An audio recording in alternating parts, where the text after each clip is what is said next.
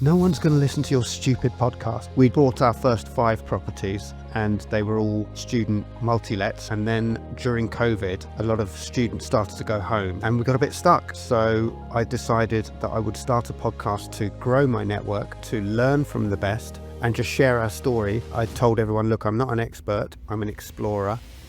Meet John, host of the Expat Property Story podcast and the self-proclaimed secret podcaster. Based in Hong Kong, but investing in the UK, he's built a portfolio of student lets, grown a tribe of expat investors, and published over 220 episodes, all while keeping his identity under wraps. Let's talk about your podcast then. So I managed to line up this A-list guest. So I recorded the interview and then listened back afterwards. All his audio was all over my audio. I had a friend who used to work in a thing called ADR. I went and re-recorded all my parts, all the fake laughter and all this kind of stuff, and no one ever noticed. What's your business model behind the podcast? I've gone to great lengths to create a really good podcast where I concentrate on value per minute for the listener. It was that or no podcast at all. John, you're the first guest who had a very interesting request for coming on the show. And for people watching us right now on YouTube, they might notice something a bit bizarre about your screen. So tell us, why did you want us to blur your face for this episode? Well, I sometimes call myself the secret podcaster because I have a property business, but it's as a side hustle. And the nature of my job is such that it wouldn't be very helpful for me. It would be a little bit problematic if people knew what I did as my side hustle, because it would lead to all sorts of kind of office politics, shall we say. So I made the decision right from the beginning to be invisible, which, has its advantages and disadvantages. It's definitely harder to grow a podcast if you are invisible. But, it was that or no podcast at all. So... So that's very interesting because indeed we are all about video podcast now, but you have to remain audio only, right? On your own show. If it's a side hustle, let me dig a little bit into all this. If it's a side hustle, but you could make it a full-time hustle if you were to put on the video, wouldn't that be worthwhile? I guess from a business perspective, it would definitely be worthwhile because people like to see faces, because people like to know, like, and trust people. So it's difficult to trust someone if you can't see what they look like. And I think people are very curious and they want to see what people look like. Yeah, it definitely would be, but I'm not ready to leave my job at the moment. So in that sense, no. Okay, so let's talk about your podcast then, the Expat Property Guys. What is that? Well, the podcast is called Expat Property Story. Property Story, my bad. Yes. You're the Expat Property Guy and your podcast is the Expat Property Stories. Yes, exactly. So basically I started my podcast after I'd already started building a UK property portfolio, and we'd bought our first 5 properties and they were all student multi-lets, what people call HMOs in the UK, houses of multiple occupancy. So we had 5 student multi-lets basically, which is like, houses shared between 5 people. They share bathrooms and kitchen, but they have their own bedrooms. So we had 5 of those. And then during COVID, a lot of students started to go home. So we were worried that our portfolio was all our eggs were in the same basket. So we decided we wanted to diversify a little bit and try some new property strategies. And we got a bit stuck. So I decided that I would start a podcast to grow my network and also to learn from the best and just share our story so that other people could see what we were doing. And it was also a way for us to raise private finance. So I made very sure from the beginning that I told everyone, look, I'm not an expert, I'm an explorer.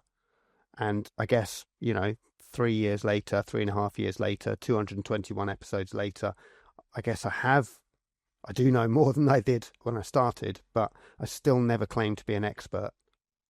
I think there are 2 kinds of podcasts, right? There's ones where the host sets up and says, look, I'm the expert, follow what I do. I'm just where people are just sharing their story and everyone learns together. And that was the ethos behind my podcast. So I love the humility behind this. And I think you're selling yourself a bit short here, John. You bought 5 properties by yourself before starting the podcast, right? So you definitely developed the expertise. Even if you didn't have it before buying those 5 properties, I'm pretty sure, and I don't do property development, but like, I'm pretty sure after buying 5 and probably going through, all the hassles and the problems that comes with it, you developed a certain expertise, right? But you saw how much more there was to learn potentially, and you saw the podcast as a way to fill that gap. So how did you find those first guests that would allow you to, learn? Because it's purely a self-learning endeavor at the end of the day, your podcast, if I understand properly. And then you let others learn thanks to your discussions with those people. Is that correct? Yeah, that is correct. So I got a bit lucky with my first guest.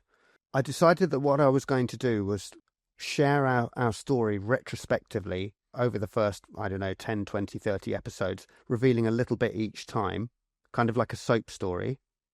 But then after the introduction, which would be, 10 minutes of me bringing listeners up to speed with what we'd done from the very beginning, would have interviews with kind of people after that part of the show. And because I'd got my own property education by listening to another podcast called the Property Podcast, which is a huge podcast. It's the biggest property podcast in the UK.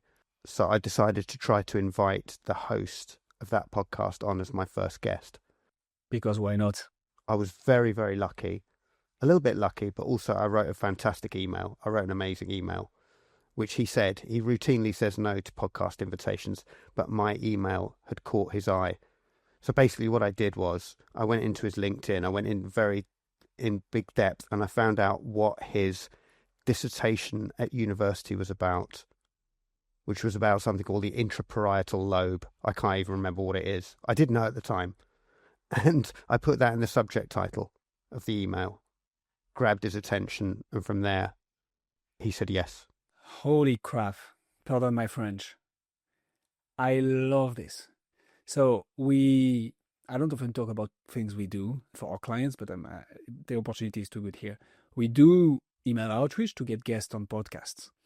And what we found out is personalization is everything. Like people, whether it's for podcasts or anything else, right? People receive tons of emails nowadays. They expect, advertising emails and like spams basically, more than they would expect it on other platforms, but still, people don't like a spammy email. You took it to the next level, John. So why did you go there? Why didn't you just craft a standard email? What made you go this extra mile to get that guest on the show? I realised that he must get invited to podcasts every day. I mean, now that I've got a podcast, it's funny that you say that because I regularly get, people asking they'll say something about video. I watched your last podcast. Well, mine's audio only, so you didn't. So I just thought, look, I have to go the extra mile just to get his attention and to get him on. So, yeah. So cool. Are you doing this for all the guests that you're getting on now? Funnily enough, I haven't actually done that in that much detail since the first, because that gave us liftoff in a way, and I haven't. I imagine. I am very nervous about, I will never really send out an invitation unless I've looked online, listened to a podcast by a potential guest, because they're often on other podcasts, found out something about them so that I can show them that it's not just a blanket email getting sent out randomly without any, why would anyone come on my podcast if I haven't made the effort to show them that I'm interested in what they've done, and to show them that I perhaps have a new angle on what they've talked about before. How much do you think going that extra mile and getting that first big guest on the show played on the success of the podcast? And to maybe go even a layer further, most people, when they start a podcast, they don't get any downloads, right? Because you just started. So it's going to come. It's going to compound, but it takes time. One can imagine that if you invite the biggest podcaster in your industry right from the get-go, you have a lift. That's what you just mentioned, that most podcasts don't get at the beginning.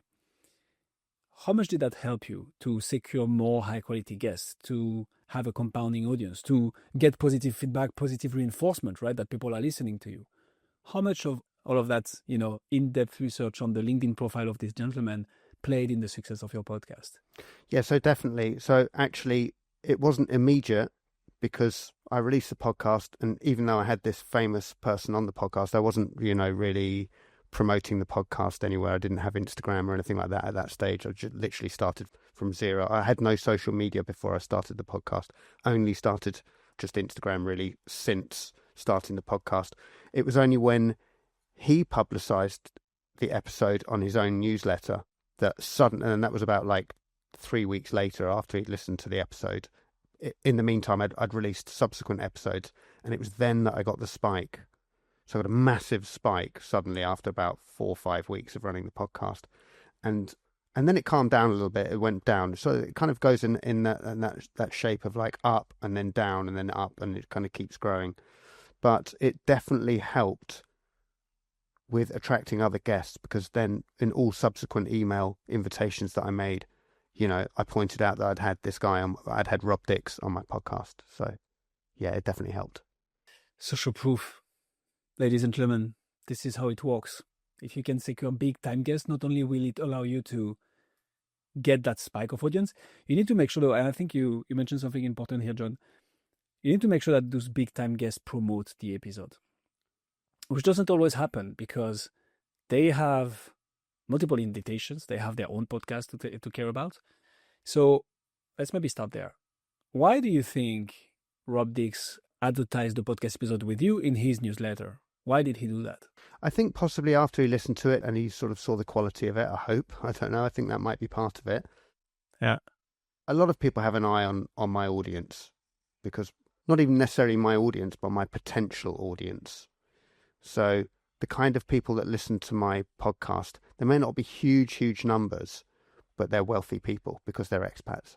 That's interesting. There's definitely an angle. I was just lucky that I was the first person to start a property podcast for expats, because, I guess a lot of people must think, well, I should have done that, because it's a big ticket item, isn't it? It's like everyone wants to get their hands on expat money, expat investors, expat people, because by their nature, they probably have more money. All the money that they're not spending on taxes. Right. Exactly. So that's the perfect transition. How do you monetize this audience, if at all? Like, what's your business model behind the podcast?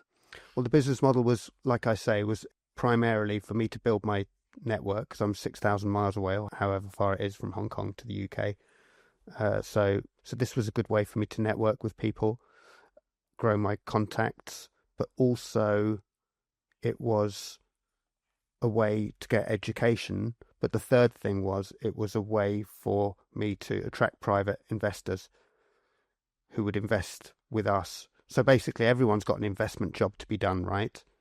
At some point, if you're lucky. Yeah, and once you have kids, once you get to 40, you start thinking like that, right? I've got an investment job to be done. I'm doing it through property. And rather than getting faceless bankers to finance our projects, it makes more sense to work with partners who have also got an investment job to be done, but perhaps they don't have the time, the knowledge, the contact, or the stomach to actually manage and own the bricks and mortar itself.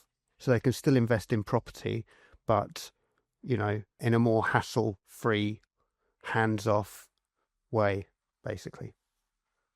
So that's the way that I monetize the podcast in terms of attracting private investors. Beyond that, I haven't really monetized it at all. But that's perfect, right? It fuels your own business. Are the private investors people you interview on the show, or the audience of expat people who don't have the time to come in and manage property in the UK?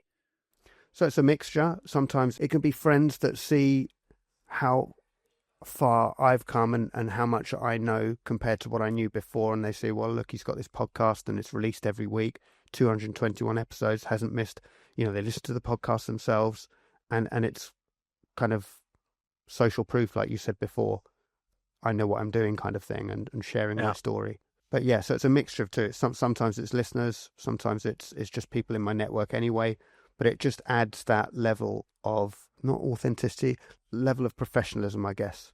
That's something that shines through the podcast as well. So there is you, and there is the social proof coming with the podcast. Oh, this guy, John, he's talking to, all those people who know a lot about property development. He's done it for so many years now. That means that he must know something, right? So let's look at what he's doing. Yeah. What's the goal, John? What's the long-term goal? Because you've met, if my math is correct, 221 experts in the property development. I mean, there is always something we can learn, I'm sure, but what's the goal? What's next? They're not all interviews, sometimes because I'm so busy, because obviously I'm trying to run this property portfolio, I have a full-time job, and, the podcast takes up a huge amount of time. So sometimes, I haven't actually got a guest, and then I have to kind of wing it and create a solo episode. So, yeah, it's not 221 interviews. But the goal, I guess, is, the primary goal is to, this is all an exit strategy back to Europe, back to the UK probably, or Europe, to stop working for others. And also my wife has a lifelong passion to help refugees. So the idea is in 18 months' time, we leave Hong Kong. I will look after the property portfolio, continue with the podcast, I think, and my wife will start her refugee. We're not sure exactly what shape that's going to take, but one thing it will involve will be another podcast. Having cooking events whereby you get a whole load of people from different countries, perhaps refugees that are all in the UK, whatever, and they meet up at one refugee's house and they share their cuisine, and then maybe we can kind of have sort of live interviews. It will be a very different kind of podcast than the one that I create now. We'll have a lot more kind of that sort of radio feel where you get the sound of cooking going on in the background. And then we also have like an interview of people's stories about how, why they left their countries and things like that. Exciting times ahead. Yes. So what else do you think? So clearly, this is all enabled by your property development and the podcast. They are intertwined in some ways. What else did you do that made that podcast successful, in your opinion? My passion for podcasting is probably 51% compared to 49% my passion for property. Whereas I think everybody else who has a property podcast, the podcast is an afterthought. Excited to be on this show because I've been on some other podcasts, but they're all about property. But I love talking about podcasting. I absolutely love podcasting. I just love everything about it. So, I put too much effort in. Property would probably be doing a lot better if I didn't spend so much time on the podcast. Portfolio would be so much bigger. It would be. And, I've gone to great lengths to create a really good podcast, I think, where I concentrate on value per minute for the listener. That's my big phrase, value per minute. Value per minute. So you won't hear me talking about the weather with my guests. Who wants to hear about the weather in a podcast UK that was people. written? Yeah, but they may. I know what you're saying. I know what you're saying, Guillaume. But what's the point of talking about the weather in a podcast that was recorded 3 weeks ago in a different country? 100%. Yeah. So it's all about value per minute, and the way that I edit my podcast is such that I can construct a show out of a very easy conversation with someone. It's not like, okay, hello, and today my guest is, it's kind of just a conversation that we don't even say right now we're beginning to record the interview. So basically the listener gets a really good value per minute podcast episode of what might be an hour on someone else's podcast is condensed into 30 minutes of tight content, and the guest gets an audio CV, a better, more polished CV for themselves than they will get on any other podcast. That's my aim. That's your edge. So what makes you love the format so much? I think years ago, I always had an ambition to sort of get into radio. Okay. Yeah, those kind of like, I don't know if you know Radio 4 type programs, like Crossing Continents and things like that. It's sort of almost documentary type radio programs. I don't know it. Okay, but so you couldn't get into this, and you took your revenge by launching I never a podcast. really tried, but it was just kind of, we all have these kind of things dallied with it in my mind, but, I never actually did it. And then, the idea of podcasting came before the idea of property. So I always knew that I wanted to maybe do something like this. And it was originally going to be just for refugees when we went back to the UK. And then, I was talking to one of our investors in Hong Kong, and he said, you know so much about property, you should start a blog. And I was like, I could do a podcast. Can you tell us the story of the first episode, to maybe walk the listeners through to what length you went to actually start the podcast that now you love so much? Yes. So basically, I got this audio interface for the particular microphone I wanted to use, right? And Well, first of all, it arrived, and when it arrived, my daughter, who was 12 at the same time, she said, "What is this? Why are you spending the money on this? No one's going to listen to your stupid podcast." And I have, Oh, come on.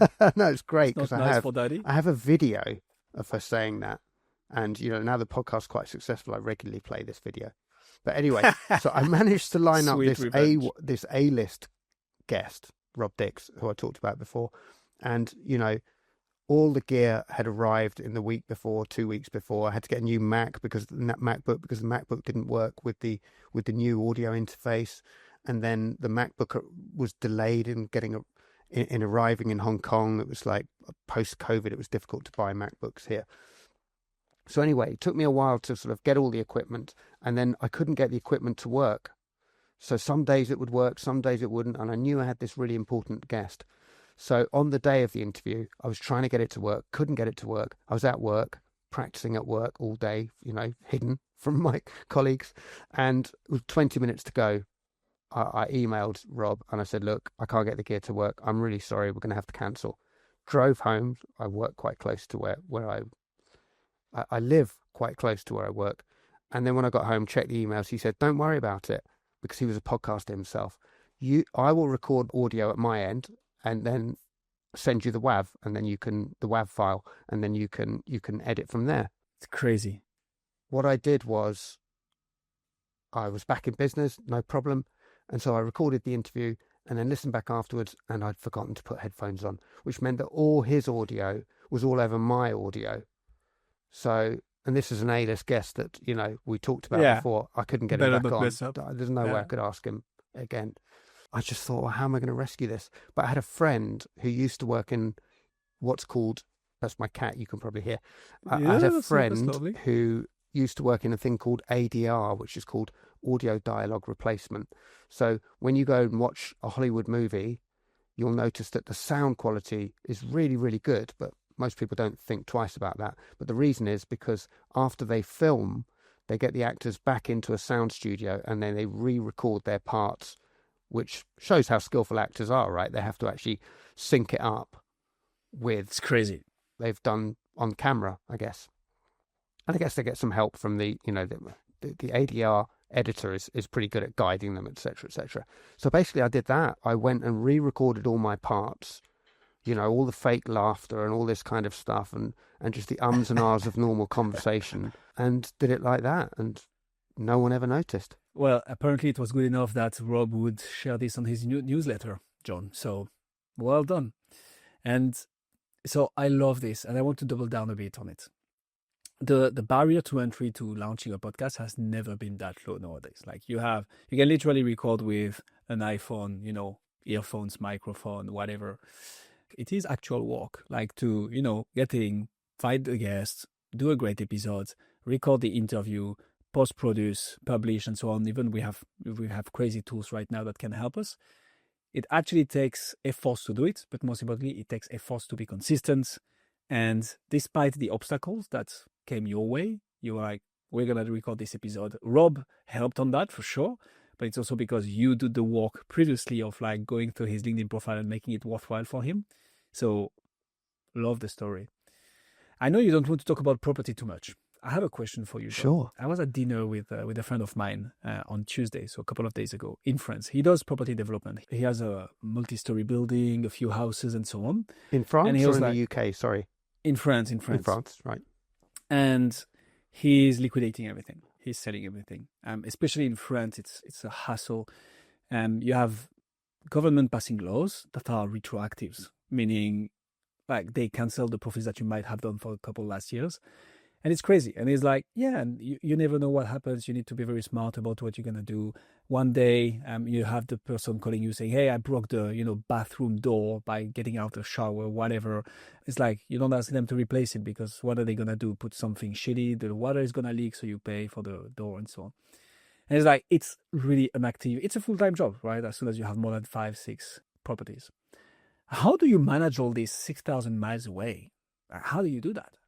Yeah, I mean, it's been a challenge, not going to lie. So, about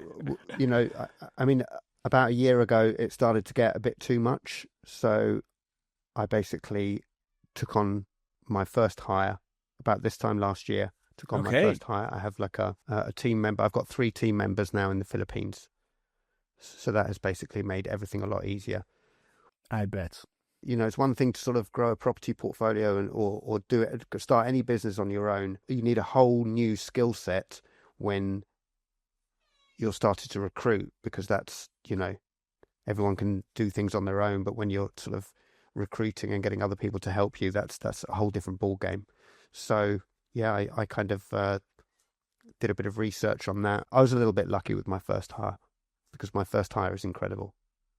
Nice. Shout out to them then. And then my first hire got me my second hire. You seem to be lucky with first times, John, between the first guest, the first hire. But it's good. It means you work that out pretty well. I guess what's that expression that if you work hard enough, the luck comes to you?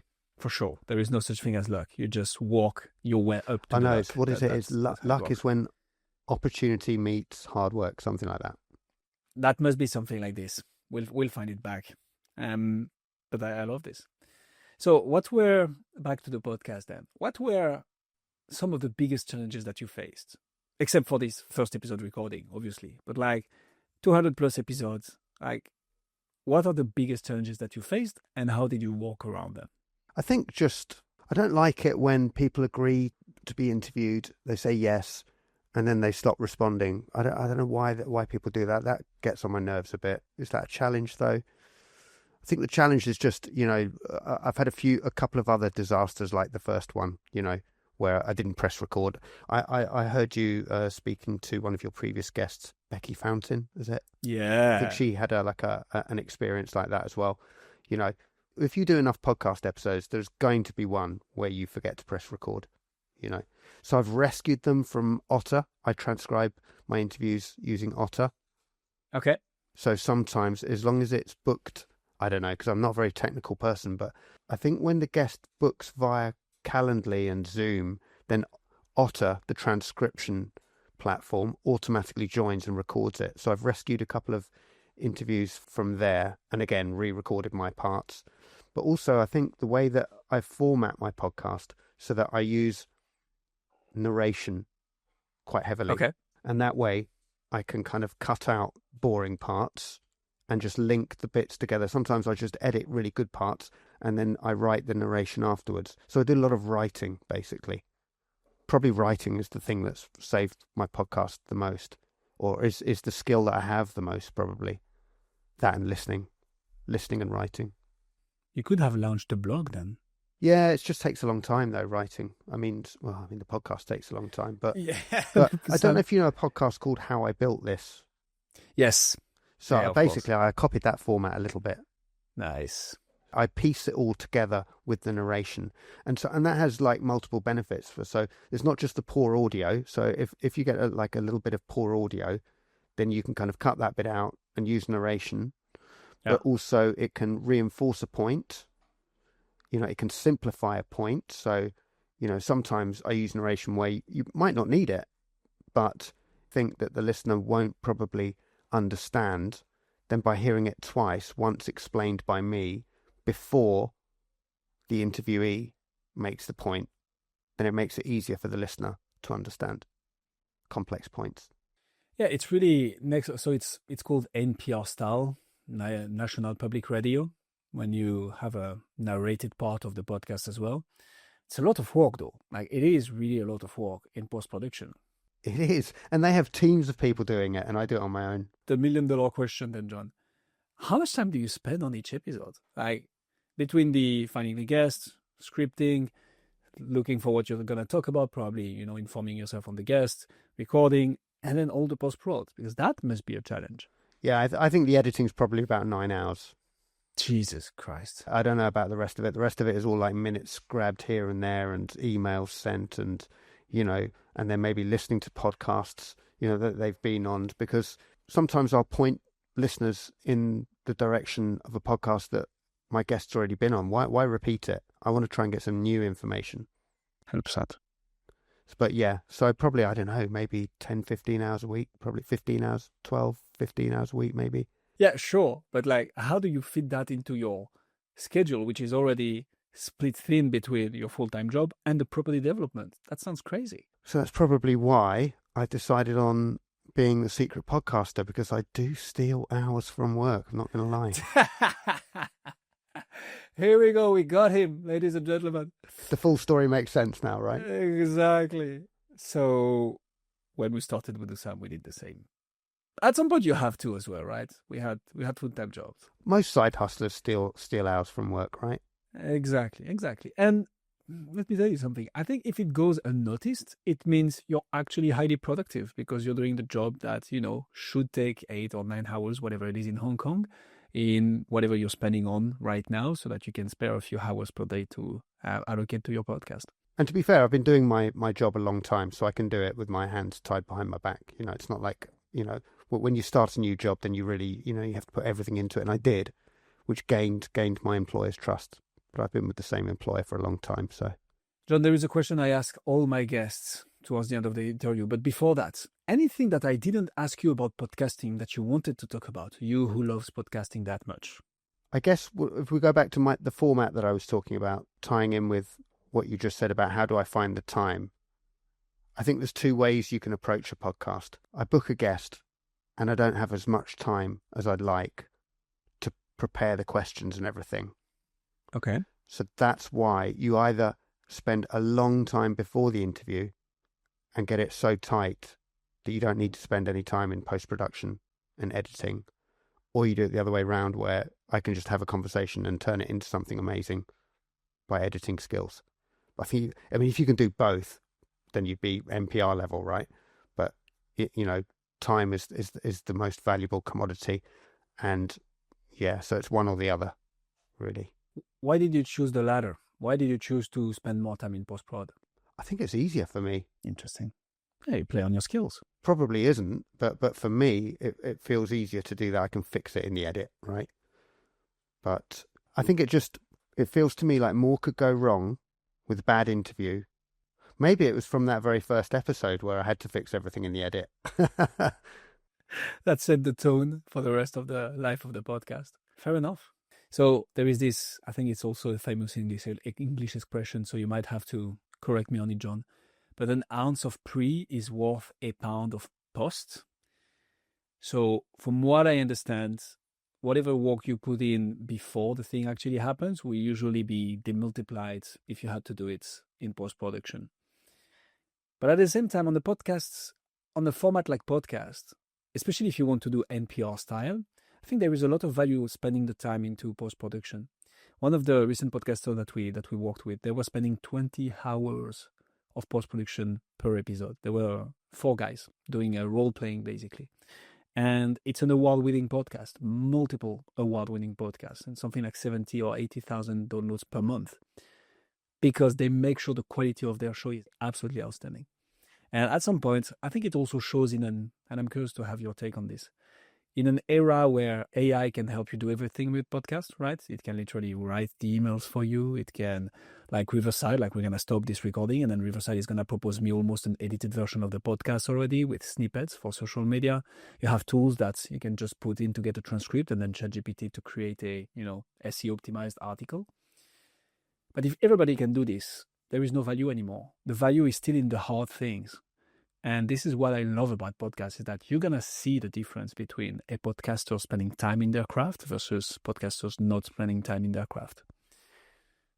What do you think? That's reminded me of probably why I chose the format that I did, because when I started out, you said I was selling myself short a little bit, but I definitely had imposter syndrome. And I don't think there's anything wrong with imposter syndrome, because to stop having imposter syndrome, you're probably not learning or you're in the wrong room or something. But when I started, property podcasters that were around, I would say most of them, if not all of them, had more property knowledge than I did. But some of them had terrible sounding podcasts, audio-wise, content-wise, echoey rooms, people coughing in the middle of podcasts and stuff. It's like, edit it out. The listener doesn't want to hear people coughing, So I decided that, okay, I may not know as much about property, but I'll make it a better listening experience for the listener. Competing on your competitive advantages. I love that. So the question that I ask to all my guests at the end of the interview, John, is Your signature question. exactly, right? One must have one when they have a podcast. What is still going to be true in podcast 10 years from now? What is still going to be true? Yeah. I'm asking this because, everybody's asking, oh, what's going to change in 10 years? What's going to be different? I see podcasts as a long-term game. I took inspiration from Jeff Bezos, who was asking himself this for Amazon. What is still going to be true about podcast in 10 years that podcasters should double down on? Okay, well, I mean, I know I'm blurred out or pixelated or something. You haven't decided yet. Behind me, what can you see what's behind me, Guillaume? There is a shelf with either books or vinyls and some statues. It's vinyl. Vinyl, that's how we say. And I have a sneaky suspicion that audio will come back. Everything's going towards video. Yeah. And I understand that. And I don't really want to compete with that because I certainly don't have the time or the expertise or even the space to be setting up multiple cameras. I mean, you need to spend a fortune to get really high quality video, but you don't need a fortune for high quality audio. And I think that the trend is massively towards video and everyone's doing video.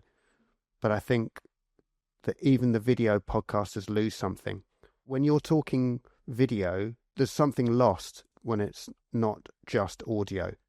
It changes, especially, well, I mean, for me, it's in the edit and stuff, but I think that the audio experience is so much more trust building, especially in business. You know, if you've got someone in your ears and you can be doing something else while you're listening to a podcast. But if you're watching it on YouTube, there's very few podcasts that people watch that they will watch from beginning to end. Whereas the audio, they probably, they don't all listen to all of it, but the consumption is much more on audio than it is on video. Mm-hmm. So yeah, I think the video is good for sound bites and clips and stuff like that, but all my favorite podcasts are audio. I love that. So in 10 years, great audio quality will still be important in podcasts. Video will be as well, but what's that expression? Yeah, there was a song years ago, wasn't it? Video killed the radio star. Yeah. Seems not. When television came along, everyone thought, oh, that's the end of radio. Well, it wasn't. So I think there will always be space for good quality audio, and you don't need to kind of just do what everyone else is doing. John, if people want to find out more about you, what you do, or potentially join the investment portfolio, where should they go? Expatpropertystory.com. I'm going to say that slower because that's what you're supposed to do when you podcast, right? Expatpropertystory.com. Here we go. We'll put all the links in the description. John, thank you so much for coming on Podcast Gurus. Thank you so much for inviting me. It's been a real pleasure.